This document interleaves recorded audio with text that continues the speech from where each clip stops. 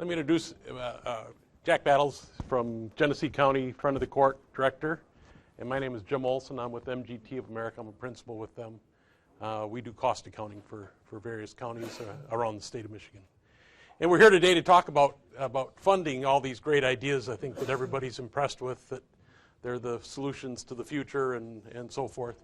And so we want to talk about how you go about funding, maximizing the reimbursement that's available for you from different programs that have either federal funding or state funding available for them. So, did you want to say anything? We're going to present. No, the only thing I was going to say is kind of a funny thing. When I told my wife that I was talking today, she said, "You have to be kidding me because you're not a technological person." And I said, "Well, I'll give them the disclaimer that I didn't use email until I became the friend of the court 6.5 years ago, and I still have to have my son fix my cell phone for me when I screw that up. So I'm only here to talk about funding and kind of what worked at Genesee County. Jim's going to take an overview, right, Jim, as far as what's available to you, and then if I can supplement it with what Genesee County did to implement this system, that's what we're going to try and do. Of course, one of the decisions that faces us to look at alternatives is the fact that there's budget reductions going on, and we're expected to do more with less. And imaging seems to be one of the directions that you can head in, especially in response to reduction in staff that typically seems to be one of the options you're given.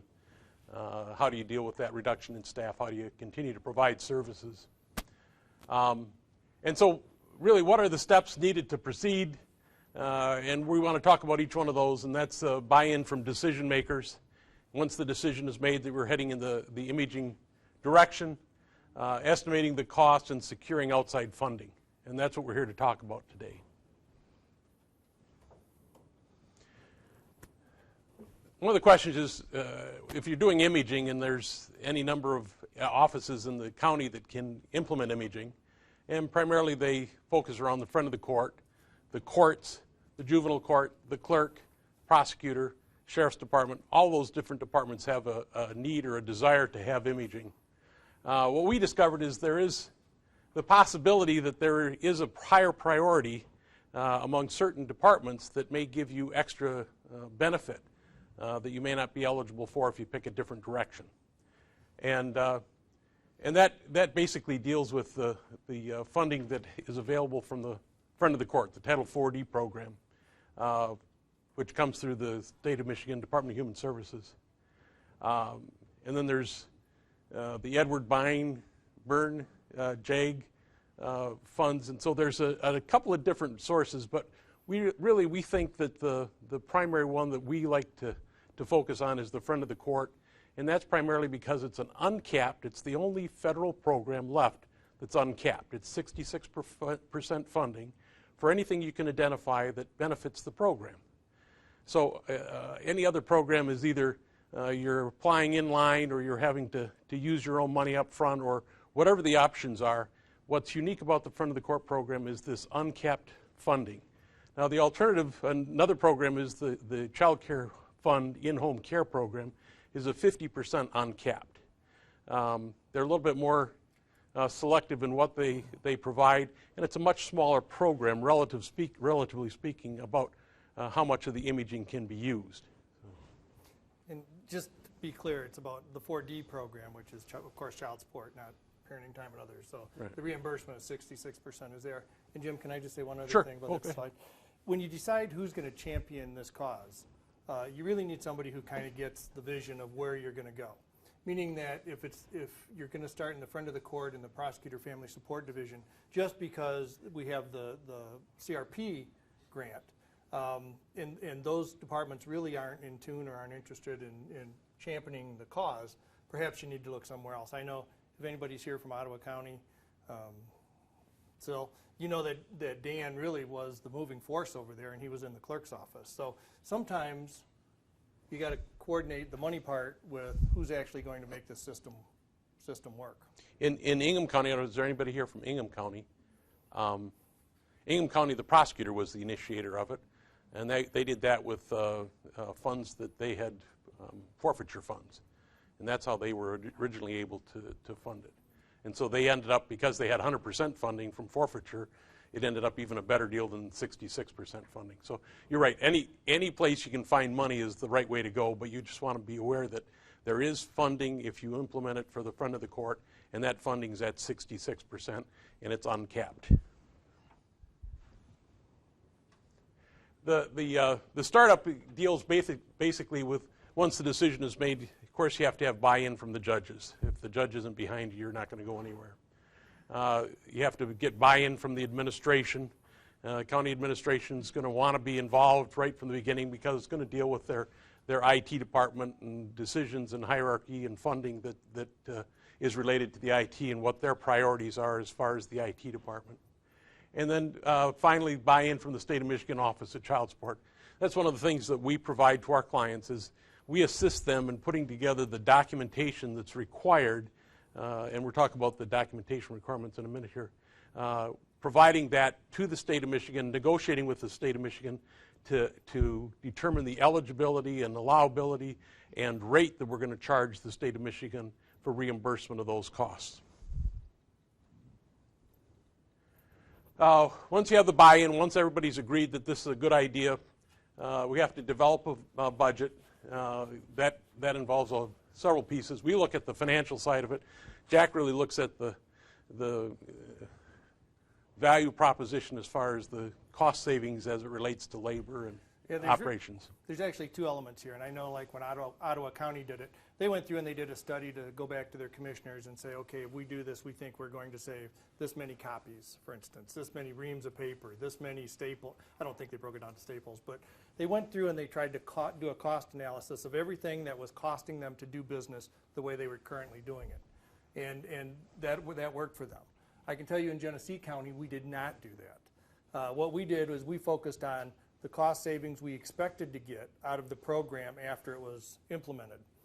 We started looking at this in 2006, late 2006, I think it was October or so. In Genesee County, the handwriting was on the wall as far as the GM jobs that were going. Those high-paying jobs were simply not going to be there. Buick City was talking about closing. We had Fisher Body that had already closed a couple of locations.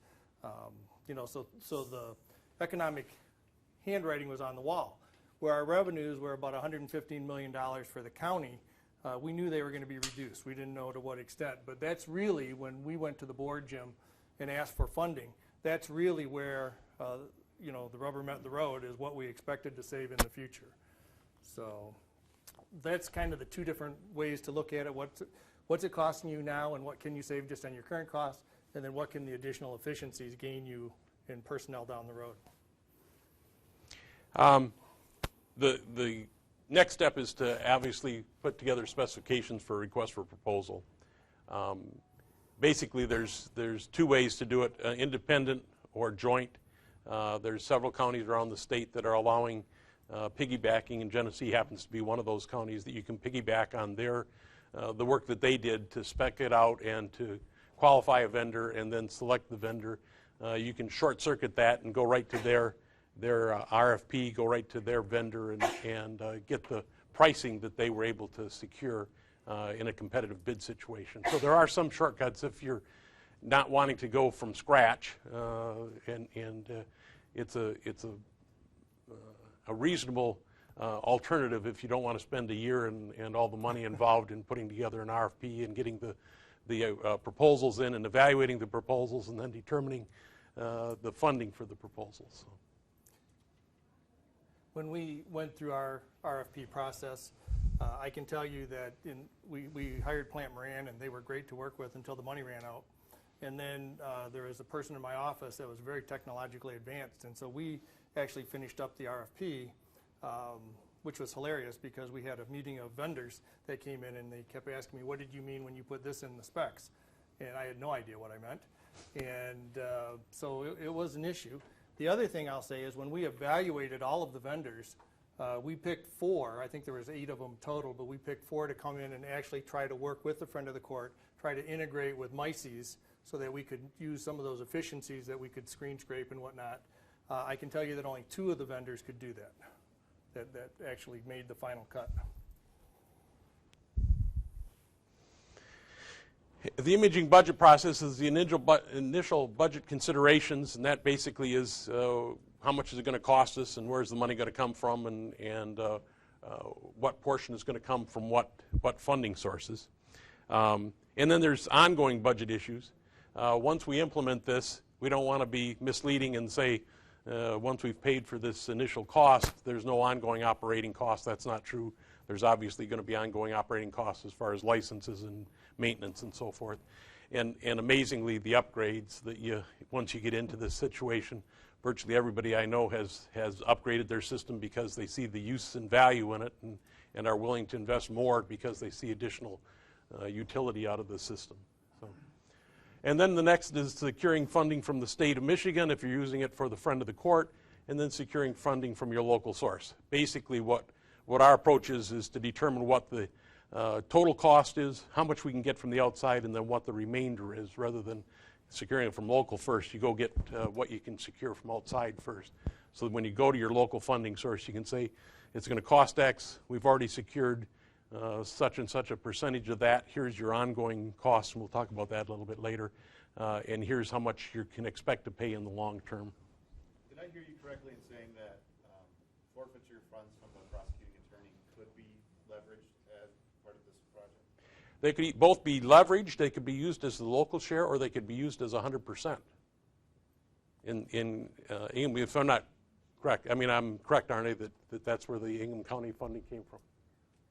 So. I don't know that for certain, but at least in McCormick from the prosecuting attorney's office would be able to. Yeah, I think that's the situation. We were involved in trying to get the 4D funding, and they were just in such a hurry because it takes several months to get the approval from the state, and they were in a hurry to get it implemented and had the money. They used just for the initial implementation. Here's what the concept is.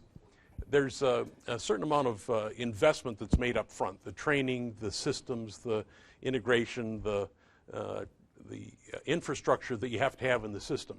If you're the only user and you're the friend of the court, and I've got to be very careful. There's no state people here, is there?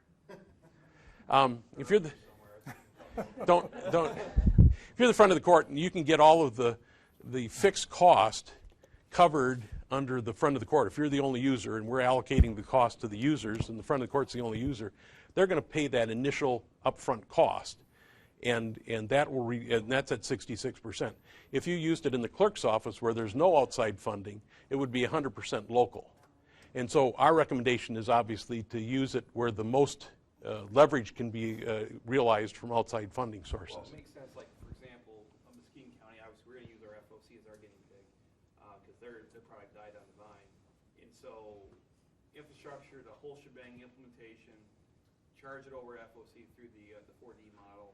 Mm-hmm. But as we expand it, is that where you're saying maybe the state's going to basically say, well, as we expand, I mean, if there's ongoing operating expenses, if in the second year you then add the prosecutor or the clerk to it, those fixed costs that you have in the second year, ongoing licenses, ongoing maintenance, and so forth, upgrades, those are going to be shared by all users. And it'll be used basically the number of licenses is how we allocate that. About the initial investment. And there's a certain amount of training, and there's a certain amount of transportation and all kinds of things that happen just one time in the implementation of imaging that deal with the IT department. So let's say, hypothetically speaking, we just put in enough infrastructure for the whole county, but we thought they were going to be the only user. Oops, sorry, we oversized it.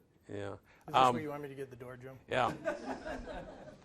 We have to be careful. It depends on what the specifications say. So if the specifications say this is a system that's adequate for the friend of the court, if it says that it's a countywide system, then we're going to have to set up a certain amount of that we're going to have to postpone the recovery of those funds until it's further implemented, or if you implement multiple departments.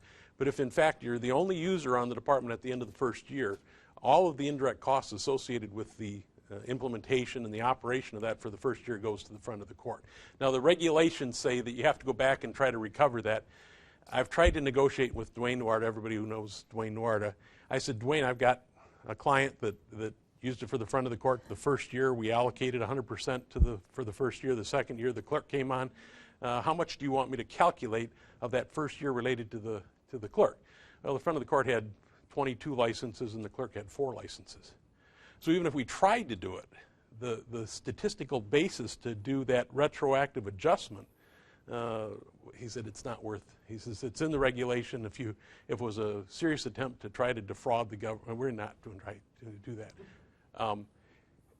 But I got to be honest, it's in the regulation that you're supposed to go back and adjust anything that was capitalized that should have been, that ended up benefiting other departments in the long run. We haven't been able to figure out how to do that. There's no accounting principle to do that. So it sounds like I can do it, but you're telling me there's really no mechanism to charge the other departments to go online, so. At the end of the year, you got audited financials that say you spent X number of dollars in implementation in the IT department. Who are the users? Who are the beneficiaries? The front of the court, you allocate 100% of it to all the labor, all the training, all of the infrastructure that you involved. Now, if it's capital cost, if you put in a new server and it costs $14,000, I'm going to have to capitalize that.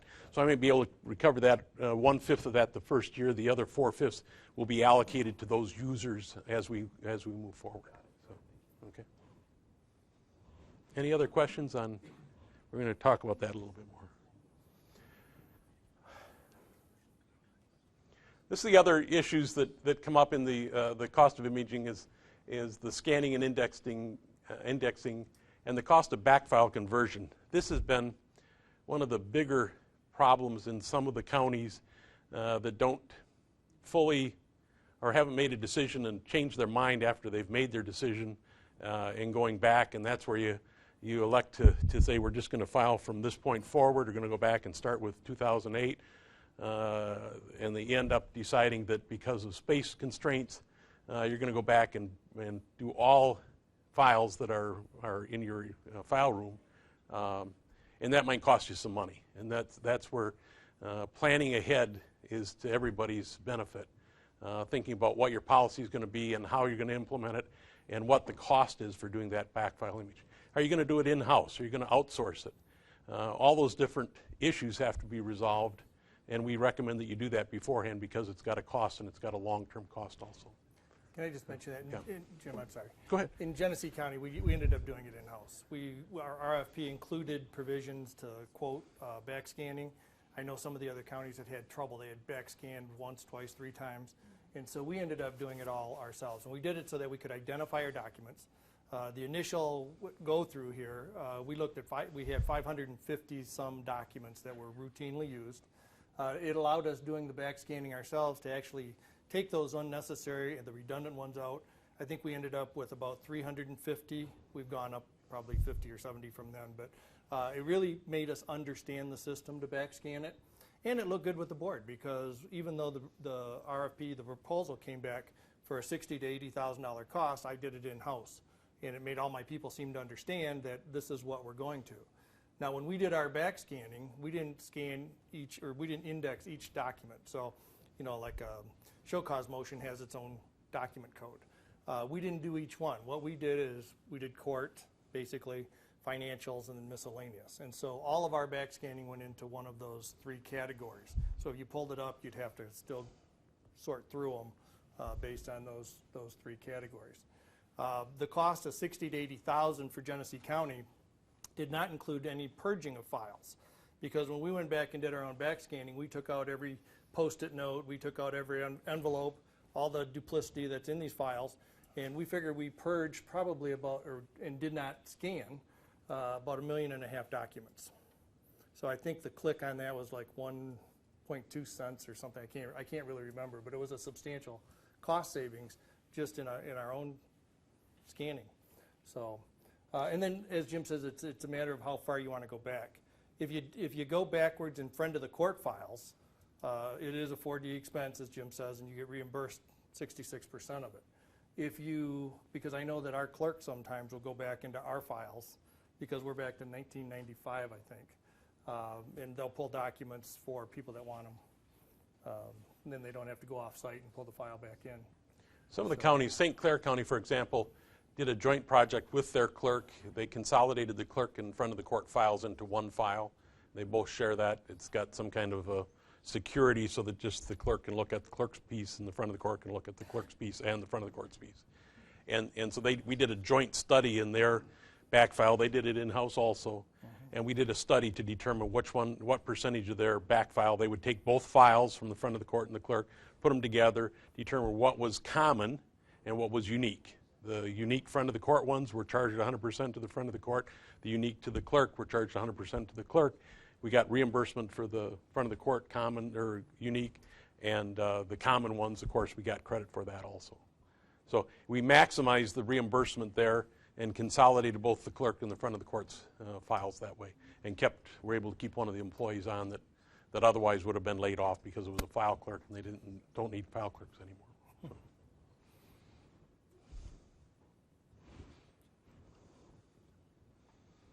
The next, in putting the budget together for an imaging project, there's a segregation of costs that we have to look at. And there are common costs. Those are the costs that the IT department typically incurs. Those are ones like the servers, any kind of training, any kind of networking that's going to be used for between the county's IT department and the user departments, whatever that's going to be. And then there's current year operating budgets that we have to look at. In other words, what is the ongoing cost that we're going to have to incur each year that are common to the system? That's where you get into the first year. If you're the only user, you get 100%. As you move out into multiple years, then whatever additional users are brought on, they share in that, and typically it's based on the number of licensed users that are out there. Then there's department-specific costs. Capital costs, we depreciate depending on what the vendor tells you is useful life, 3 to 5 years on servers, on scanners. But the price of scanners is so low anymore, it's less than $5,000, so we just expense those. So it's not really an issue anymore. And even the servers are, unless you get a mother of a server, they're still less than $5,000 now. So there's not much depreciation going on in these service systems. The actual system itself is capitalized and depreciated, but the hardware is no longer depreciated, or typically isn't depreciated. So this is the budget process. Again, common costs identified through the Central Service Cost Allocation Plan. The counties have to have a Central Service Cost Allocation Plan to allocate any common costs between multiple users. In this model, we've got the front of the court and the prosecutor. And again, we identify the common costs, we identify the department-specific costs, and under the department-specific costs, we identify capital, and we identify operating. And same with the prosecutor and common. So all costs have to be divided between capital that we're depreciating or using a useful life, and operating, which is expensed in the year that it's incurred.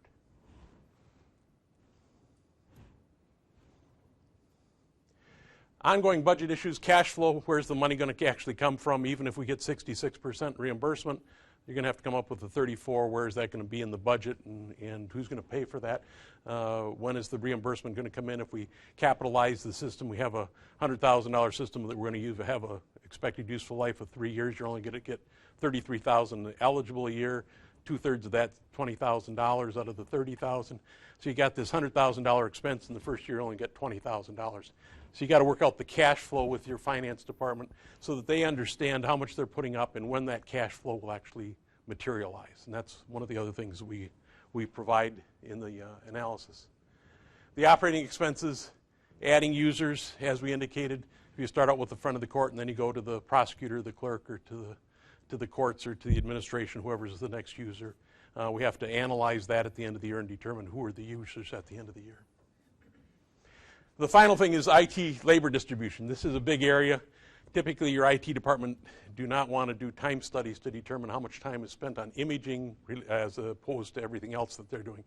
But because the imaging is not the connectivity that typically is used as the allocation statistic for IT, because they're unique users and we're trying to identify that full cost, we typically have to, if you don't have a full-time assigned person to the imaging, somebody's got to do time studies to determine what percentage of their time is allocated to imaging. Cost benefit, again, once you have the costs, the issue is response to typically the county administration asking you to cut costs, reduce costs. This is your response, and looking at the savings in labor costs. And I don't know, like you say, you didn't do that. Other and that's something that Mike Laidline will help you with. I don't know if he can support it all the time, but it's there. So, the other thing is savings in file space, data retrieval, and data sharing. I know when St. Clair County went to imaging, they used to have a saying that if a file was lost, you'd put it on the server or out on the email, and it was guaranteed that nobody looked at that because you were never going to look at the name and then go try to find the file. It was a waste of time. So if you didn't go look for your own file, it wasn't going to be found for you. So again, that kind of stuff just doesn't happen anymore, and it really is time sharing, time savings, and go to court without the file and see what happens. That's the other issue that they ran into. Can I just say the adapting to attrition? When we went over to Ottawa County and we visited, Dan kind of told us about this book, Who Moved My Cheese? And so I got all my managers this book, and you read it in about 15, 20 minutes. And then I asked my managers, what do you think? Well, 4 of them said, I already do that. And 3 of them said, no, this is great. We're gonna start changing things. I can tell you that once we implemented the system, the 4 that said they were so adept at changing, they did. They changed jobs because they just couldn't deal. They couldn't deal with the world being changed as they knew it. And when you look at adapting to change, it's not just, and I think the judge mentioned it a little bit this morning, it's not just in how your documents are going to flow. If you put a system like this in, there's going to be a certain percentage that will not follow it into that. And even if they do, a lot of these people that love their paper, they're up there. And as a county, I think as government, we know that change doesn't happen easily, and it can be very difficult. So you have to kind of, when you look at how you're going to design the system and what you want it to accomplish, you have to take into account that you're not going to have that same contingent of employees that you start with. Okay, you're gonna upgrade to younger, more aggressive, more intuitive, with people with more intuition for technology. So sometimes it looked pretty bleak in the early days, but really it worked out great. Yeah. I'm working with a client right now that everybody wants to do imaging except the judge. He does not have a computer on his desk. He does not have a computer in his office, and it refuses to do anything with imaging. He wants paper copies all the time. Fortunately, he's not eligible for re-election, and so he'll be out of there eventually. But that's the reality. I mean, he's willing to go along with it as long as his relationship with the file doesn't change. Well, you can do whatever you want. I can tell you how we got past that. What's that? Bit. In Muskegon County, we had that issue, but what we did, and actually I really take my hat off to the Family Circuit Court, is we purchased an iPad for 1 or 2 of the higher level judges. Yeah. Here you go. Administration will pay for it. Just start playing with it. Yeah. And you'd be amazed that once they got used to the iPad, now what else can I do with it? Well, I'm glad you asked. Here's the imaging application. Let me show you how this will work. And because right now, even though we don't really have an ECM solution yet, we're going to. We are having their judges now sign documents on the iPad right now without having a full-fledged ECM system right now. So that's how we got buy-in from our guys. Is we have a toy. You get them a toy. It's a toy. Yeah. And it's really worked for us. I think that's hopefully. I mean, they're going to go ahead with it. The issue will be, I don't believe this judge will ever change. I mean, I think he likes to have his secretary get his coffee. I mean, that's the mentality, and so. Fortunately or unfortunately, he's not up for re-election. I mean, this is last election. So. There's a footnote to this too on the bottom. In 2009, February 19th, I think we implemented the system. We also lost 21 out of our 104 employees in 2009. So we went from 104 down to 83 employees within about a 9-month span. And I can tell you that the services we provide, when I got there, when we were actually scheduling appointments out 6 to 8 weeks. If somebody called and wanted an appointment, we were doing them 4 days a week, and we would schedule them out 6 to 8 weeks depending on the judge. We were able to go down to doing appointments twice a week, 2 days a week. And if you want an appointment today because it's Wednesday, we do them Tuesdays and Wednesdays, we'll get you in next week without question. So I mean, there's a lot of things that you can accomplish if you're willing to look at what your current practices are. Very similarly, our Rev Mods, we were doing 6 to 8 months on what it would take to do a review and modification. We're doing 45 to 50 days now. And I'll say that from 2009, when we lost all those people, we're now down to 76 people in the front of the court. So we've been able to maintain and actually improve those time frames by simply organizing, which is what this system does in a lot of ways. It organizes us to eliminate those employees. We didn't eliminate them, they retired, but to eliminate those positions. Genesee County used those retirements as, obviously, they applied the same budget towards the FOC to pay for the product. They captured the same. That's been discussed with our board. When you say used it, I get as a selling tool, yes. Right.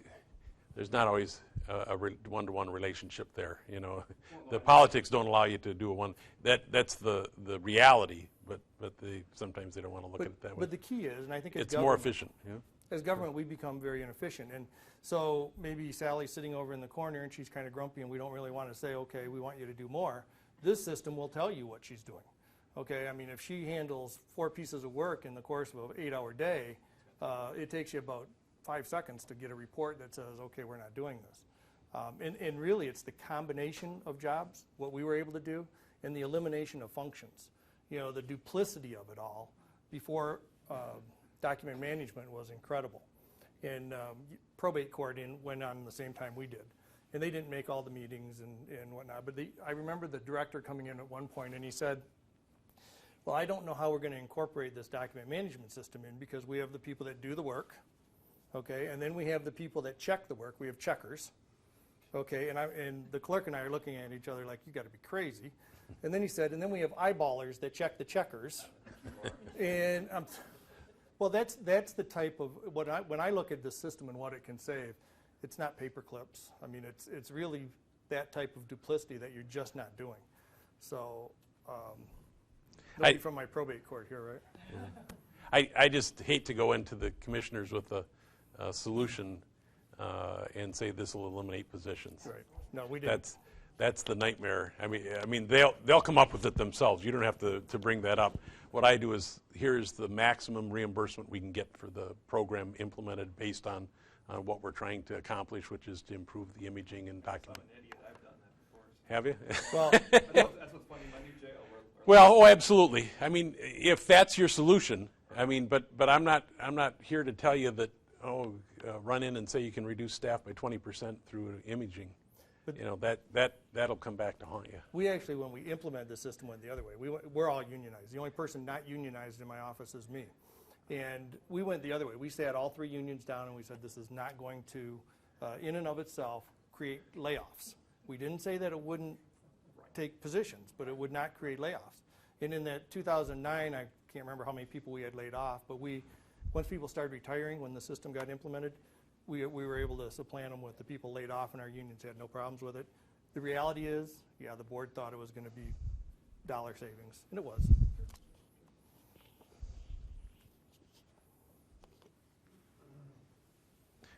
These are the statistics that were realized in Genesee County. $548,000 for initial cost and implementation, lost 21 position, projected cost savings in personnel, $1.6 million. That's getting back to your point. I mean, it wasn't started out as that. That's the reality of what happened if you go back and analyze it. This is really the truth is nobody that's ever gone to imaging has ever gone back. I mean, that's once you're heading in that direction, you're committed and you're done because you're. My favorite one is when they were doing the back file imaging and current imaging in St. Clair. They said, well, just to be sure that we got that, we'll keep the documents for 6 months.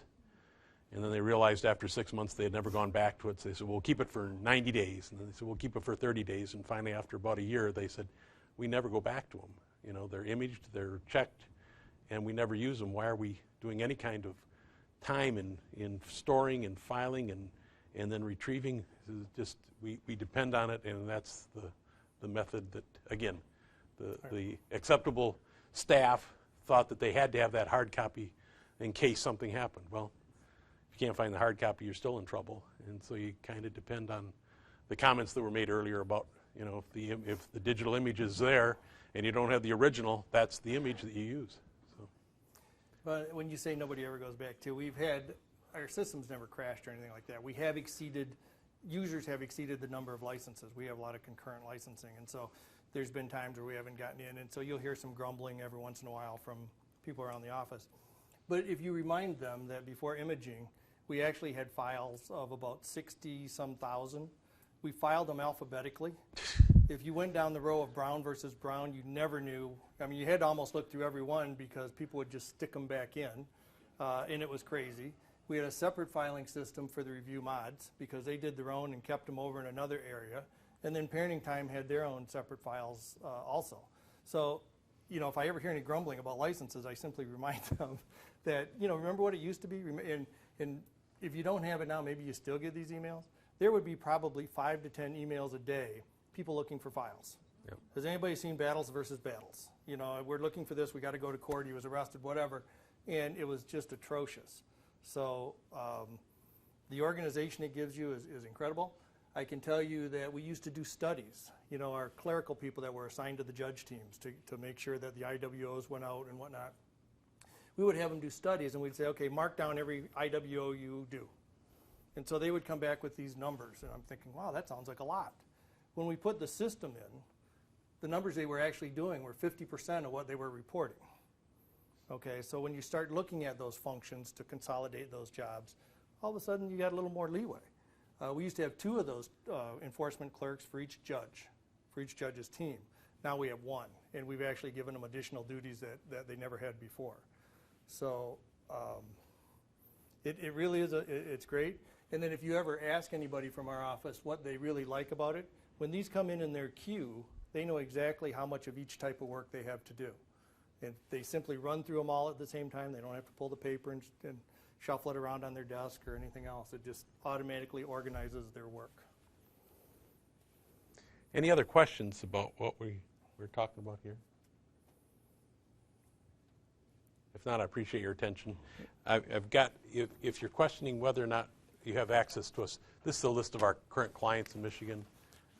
If you don't know if we work for your county, it happens that we work for a lot of counties. They don't know that we work for them. So for whatever reason, we might work for one of the departments in your county, but not other ones. So, how many people have imaging now? Most? Almost all? If you want to call it that. Well, if you want to, you know, out of the 4 departments, like our prosecutor went on board, and I think that ImageSoft probably spent 75% of their time with the 20 prosecutors that we had. And they basically were demanding that they create a system that was an electronic version of the paper system. So that flow chart that they had since 1957 or whenever, they wanted those documents to hit every step in that flow chart. It's interesting that out of the 4 departments that went live at the same time, they're the only department that thinks OnBase doesn't work very well. It's the way they designed it. okay. Thank you very much. Thank you.